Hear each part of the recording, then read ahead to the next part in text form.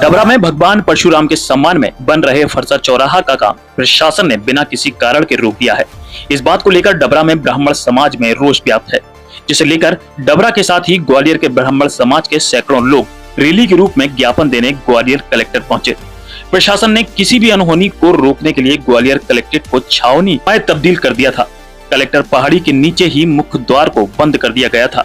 ये देखकर ब्राह्मण समाज के सैकड़ों युवाओं ने वहीं पर जमकर नारेबाजी की और कलेक्टर नाम ज्ञापन एसडीएम अतुल सिंह को सौंपा। साथ ही ये चेतावनी दी, यदि 8 दिन के अंदर फरसा चौराहा पर प्रशासन ने निर्णय नहीं लिया तो उग्र आंदोलन किया जाएगा। ब्राह्मण समाज में डबरा में किसी चौराहे में कोई प्रतिमा स्थापना को लेके एक ज्ञापन कलेक्टर महोदय के नाम पे प्रस्तुत किया है। इनके द्वारा पूर्व निर्धारित कार्यक्रम अनुसार कलेक्ट्रेट मुख्य द्वार पर एकत्र होकर शांतिपूर्ण ज्ञापन दिया गया है।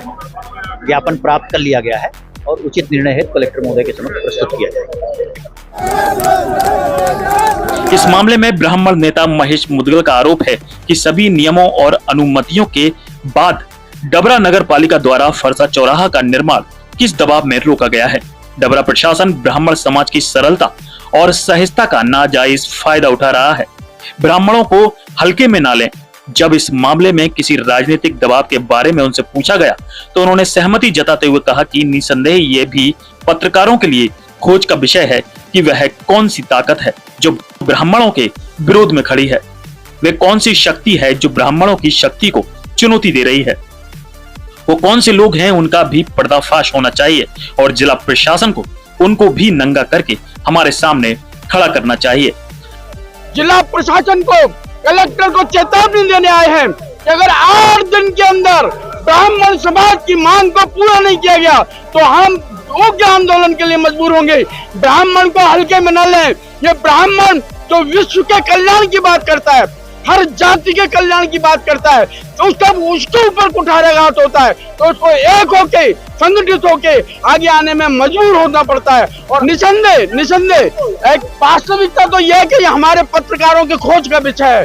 ऐसा क्यों? नीतिगत कार्य है, हमने कोई अनलीगल कार्य नहीं किया। और कौन सी ताकत है जो ब्राह्मणों के विरोध में खड़ी है? वो कौन सी शक्ति है जो ब्राह्मणों की शक्ति को चैलेंज करना चाहती है?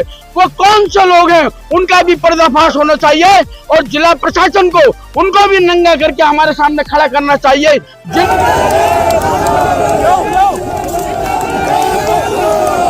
आपको बता दें कि डबरा में फरसा चौराहा बनने को लेकर राजनीति काफी समय से गरमाई हुई है। डबरा में भाजपा में ही एक दलित नेता और ब्राह्मण नेता में श्रेय लेने की होड़ लगी रहती है। सूत्र बताते हैं कि फरसा चौराहा न बनने के पीछे भी इन्हीं दोनों कद्दावर नेताओं के बीच की खींचतान मुख्य कारण है। यहाँ गौर करने वाली बात यह भी है कि जो प्रशासन सरकारी जमीन पर लगी अवैध मूर्तियों पर कार्रवाई नहीं कर पाता, वह वैधानिक रूप से सभी अनुमतियां लेकर बनाए जा रहे फरसा चौराहा में कैसे और क्यों रोक लगा सकता है।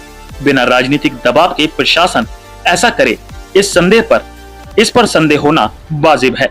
अब ब्राह्मण समाज ने प्रशासन को 8 दिन की कड़ी चेतावनी दी है। देखना होगा कि चेतावनी प्रशासन पर भारी पड़ती है या राजनीतिक दबाव।